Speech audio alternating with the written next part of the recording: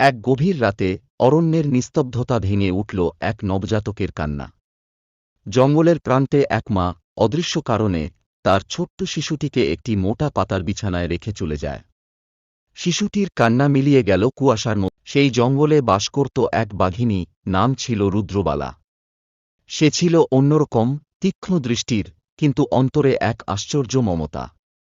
যখন সে শিশুটির কান্না শুনল, তার মাতৃত্ববোধ জেগে উঠল। সে শিশুটির কাছে এসে দেখল এক ফালি কাপড়ে মোড়ানো ফুটফুটে এক শিশু ঠান্ডায় কাঁপছে। রুদ্রবালা অবাক হলেও শিশুটিকে নিয়ে গেল তার গুহার ভিতর। নিজের গা ঘেঁষে রাখল, তাকে উষ্ণতা দিল। দিনের পর দিন সেই বাঘিনী নিজের দুধে শিশুটিকে বড় করল। শিশুটি তাকে মা ভাবতে শিখল। সে হাঁটতে শিখল বনের ঘাসে, শুনতে শিখল পাখির গান, এবং শিখল ভালোবাসা রক্তের সম্পর্কের নয়, মন আর যত্নের।